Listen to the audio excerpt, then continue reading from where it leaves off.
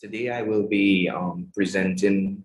I'll be presenting on a topic, basically about two pilgrimage sites in Trinidad and Tobago. Right, one is called the Supari Mai, and the other is the Temple in the Sea. Now, to give a little backstory, I'll have to explain about why I would deem this syncretism. Right, sticking to the theme. What I'm trying to explain is that there has been a lot of syncretic, linguistic, and religious, and also cultural traditions that have passed on for many generations in Trinidad and Tobago because of slavery, enslavement of the Africans since 1492, and also the indentureship, which was the contract and the labor that was brought from India by the British colonizers around 1845. So there are a lot of basically interaction between Africa, India, Europe, Asia, into the West Indies. All right. And although this topic might stray a little bit from the general theme of the webinar, it's still a little bit about syncretism. This is a map of the West Indies.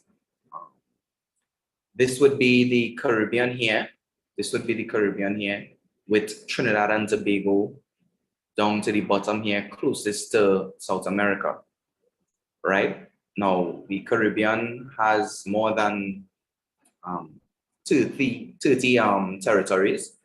Most of them have their own independence, but a lot of them are like directorate states of other first world countries in Europe. So a little backstory on Trinidad and Tobago. The population is currently it's 1.3 million.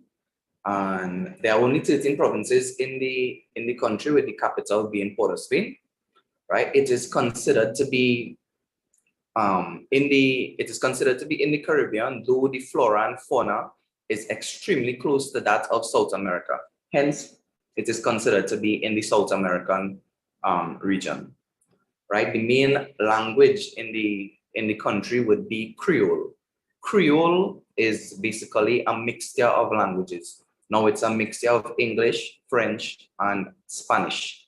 Now, however, there is also a hint of Caribbean Hindustani, Spanish, and Chinese also spoken within the territory. All right, so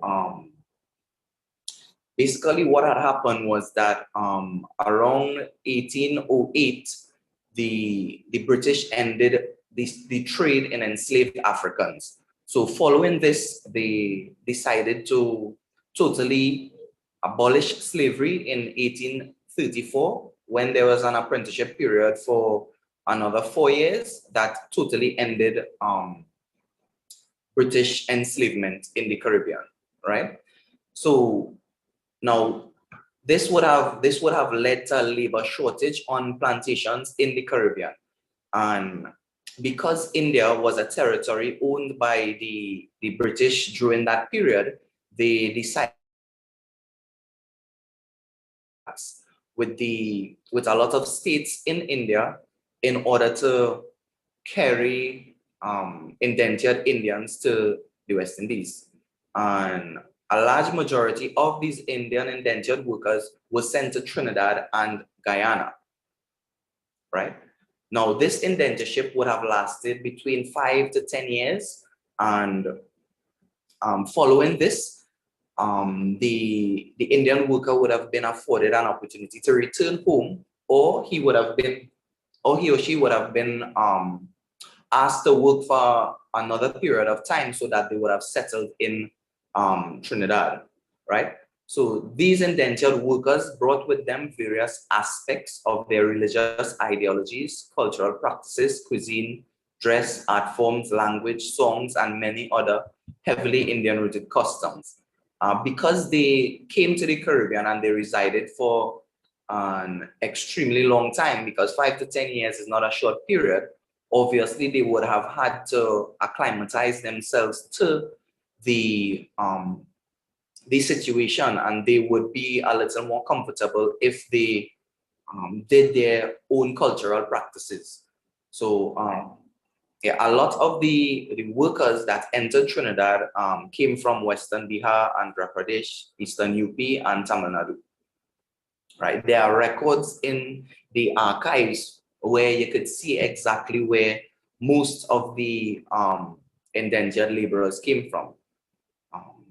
So I will start about explaining the temple in the sea. So the temple in the sea is located at Waterloo, which is on the fringes of the Gulf of Paria that runs along the southern belt of Trinidad.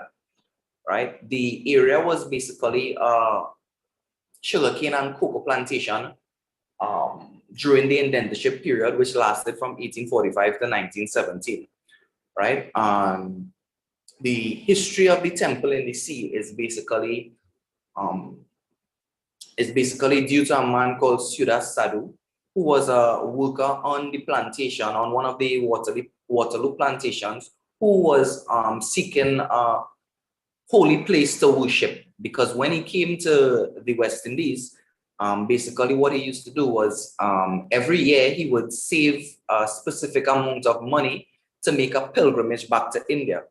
However, because of inflation, yes, inflation back then, prices went sky high, and it was a little bit expensive for him to make that journey every year. So he decided that he would create an area where he could worship in Trinidad, right? So as you could see here, this is the mainland, and this is the temple out into the sea, right? This is an early figure of the temple taken around 1985. And this is a modern day view of the temple, right? A modern day view of the temple where you could see a modern day paved path, right? And the surrounding areas, and it was paved, and it has been refurbished by the government around 1994. Right, so within the temple, within the main sanctum, there are 5 different deities, right? And the main deity of the temple is Lord Shiva, who is also accompanied by Ganesh to his right, Durga, who is one reincarnation of Parvati, can be seen seated on her Vahana, bearing 8 hands, and is to his left. There is Lord Krishna. And he can be seen in the Murali Dara Krishna form seated next to Durga, bearing a flute, while Hanuman, holding Marutwa mountain in Alida posture, is seen to the right of Ganesha, right? Now, the main sanctum displays the Chandrasekhar aspect of Shiva with 4 hands. He's dressed in typical tiger skin. The skin is blue. The hair is depicted as Jata Mukutta, which is that matted hair. And Shiva's neck portrays the Nilakanta in a darkened navy blue color, while the Vasuki, which is the snake, is adorned around the neck, right? Now, the 4 hands represent the 4 corners or the 4 cardinal points of the earth, right? These hands are depicted with various iconographic features.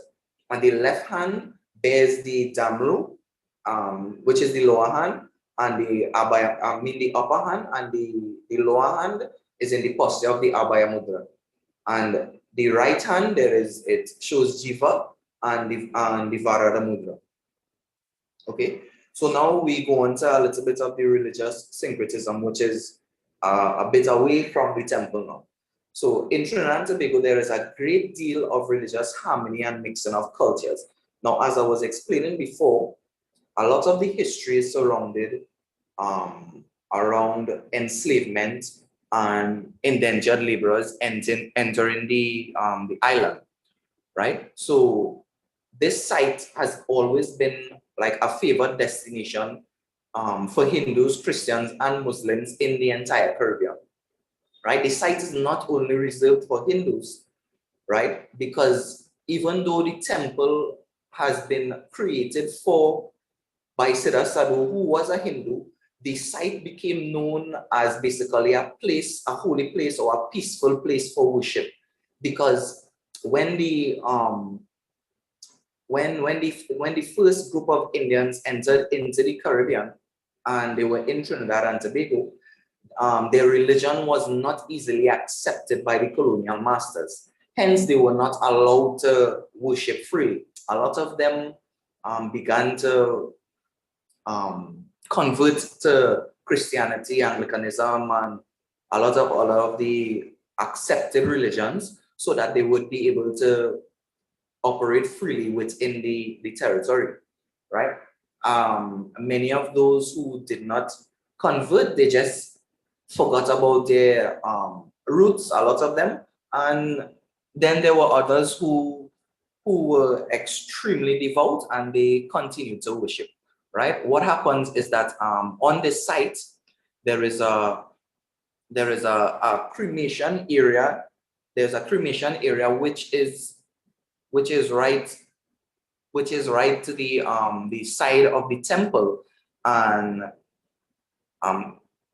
it's an area where they put urns, where they burn the body, and they put urns during the cremation ceremony, and they cast it into the ocean, right? Now, on that same piece of land, which is an Anglican cemetery, there is a plot that is dedicated towards Muslim burials. So right within this space of time, within this location, you could see that there is cultural harmony and religious tolerance, where there is an Anglican ceremony as well as a Muslim burial area, as well as a cremation site for Hindus, right? Even sometimes during funerals, you could see that the Hindus, the Muslims, and the Christians gather together and they offer some prayers on behalf of the departed souls, right?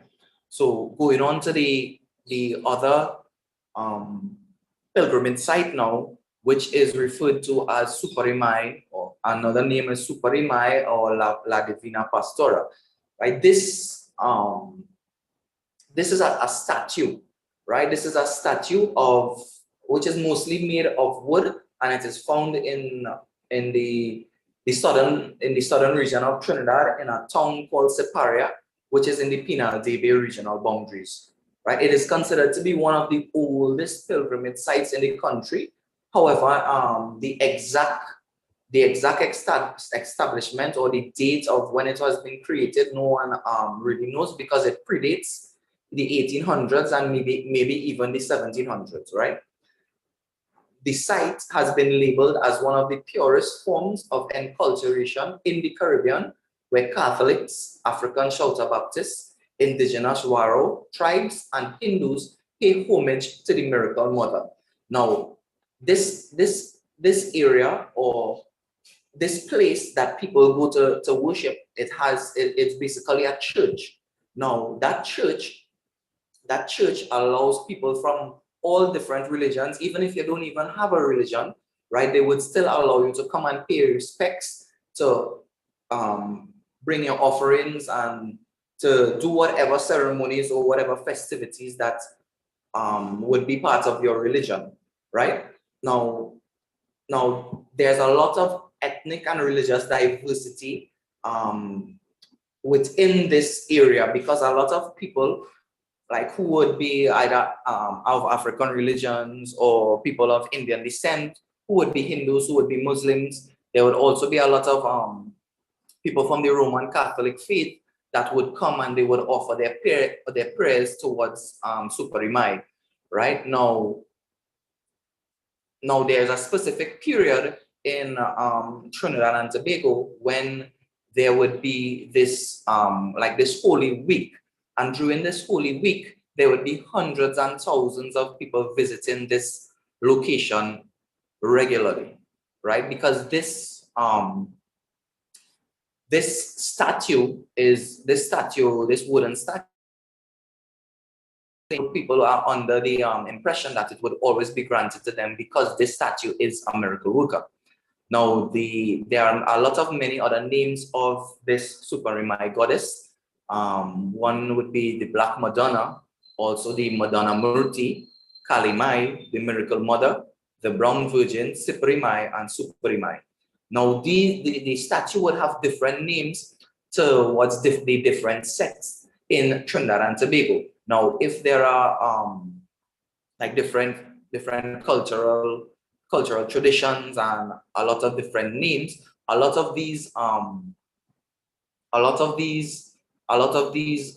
these people would have had their own mythologies surrounding this topic. Now La Divina Pastora, she is considered to be the divine shepherdess, and this is basically from the Portuguese, French, and Spanish period in Trinidad and Tobago, which started somewhere around the 1640s. And basically, these people used to worship her and basically ask for any assistance in their travels, right? Now, the Africans and the Madonna Murti. Now, the African Shouter Baptists regard this statue as a sacred virgin with miraculous powers and hail her as Madonna Murti. Now, the term Murti is literally derived from Sanskrit and means statue, sculpture, or grave image / deity. Therefore, Madonna Murti is a syncretic term, right? She's also hailed by the Africans as the Brown Virgin to the African community, and she's given offerings and prayers during the Easter festivities, right? Now, this Madonna Murti is not only found in Trinidad and Tobago, but it's also spread across Central and Southern America, and it is referred to as the Black Virgin, right? The basis has been a mixture of African religions, Hinduism, and Christianity. So initially, basically what people were saying is that out of African religions and Hinduism and mixtures of Christianity, this Madonna Murti was born, right? Here we could see the Black Madonna or Madonna Murti adorned in a different type of attire, because during the different festivities in the country, like they would adorn her in different makeup, different clothing, different dresses, a lot of different jewelry, and so on, right? So Catholicism and La Divina Pastora, which is translated to mean the divine shepherdess for the Catholics, right? The Catholics generally offer candles and money at the statue in hopes of receiving blessings and good favor. Catholics would travel from remote areas in the country during the pilgrimage for the Feast of the Good Shepherd. Now, there is a feast that usually happens between Easter Monday and Good Friday, around that period, where a lot of food is shared out and a lot of prayers, and they would have a procession in the street where they would put the statue on top of a vehicle, and they would tote the vehicle, or they would carry it through, and that is where they would give food to the poor, or they would go to orphanages and they would offer them a lot of different goods and items and stuff, just to pay homage and charity. Okay. So the Hindus and Supari Mai. So during the pilgrimage periods, which interestingly enough is the same time period that the Christians and the Africans and the other different religions, they would celebrate, or they would have their festive periods, right? The Hindus travel from various places in the Caribbean to pay their respects and bring offerings to the statue. Now, not just people from Trinidad, but people from Barbados, people from Jamaica, people from Guyana, people from St. Kitts, Nevis, people from all over the Caribbean come to Trinidad to pay respects to the Supari Mai. A lot of Hindus from all over the southern belt, if it is they are unable to return to India for pilgrimage, sometimes they visit this small island in attempts to do their pujas, right? So Hindus usually offer jewelry, hair, oil, and flowers, right? Generally, they start their pilgrimage customs around Holy Thursday, and it continues until Good Friday. Now, what happens is that on Holy Thursday, they would come and they would commemorate most of the times by cutting the hair of a young child, a male or a boy, and basically this is referred to as Mundan Samskaar. That is where like this child, for the first time, he would have his hair cut, and then that hair would be offered to the Supari Mai, right? And that is supposed to like protect that child for like forever, right? And that is not just something that is done by the Hindus, it is also done by some of the other faiths. Now, following this practice, food and prasad is shared with anyone in the near vicinity and people that are inside of the church. Here you could also see Hindus offering flowers to Supari Mai during a different festivity. Now, what happens is that a lot of times these women, like they would offer flowers on behalf of their daughters because they want their daughters to get good husbands. And sometimes as long as the daughters are blessed with a husband, they would have to come back and they would offer some type of financial offering towards the church or the vestige or anything like that. Background also, you can see that this is an African adult who is also participating in the festivity, and he's also going to offer his hair. Well, his hair is already gone, but he has already he's still participating in the festivity. And so don't think about it as just something that is only dedicated to the Christians or to the Catholics or to the Africans or to the Buddhists or the Hindus. No, it is something that is practiced and it is revered by all of the different faiths and cultural groups within the country. Right now, Tobago has extremely rich and vibrant cultural diversity and religious harmony. It can be witnessed in these two famous pilgrimage sites, the temple in the sea at Waterloo, which, as I explained before, has a cemetery that is dedicated towards the Anglicans as well as the Muslims, and also there is a cremation site within the near vicinity. People also pay homage and they will go to that area just because it's a peaceful location. Supari Mai, also which is in Paria, which is also in southern Trinidad. As I just explained, these syncretic forms of worship can be predated from as early as the 1700s and continues into the present day. It is clear that these instances have added to the multicultural nature of the country, and it is a marvel to experience these festivities. Like basically, during this period of Easter, which is going to come soon, a lot of these different religions and a lot of different people, like they would gather together, and you would see total harmony in the country. Thanks very much for this opportunity.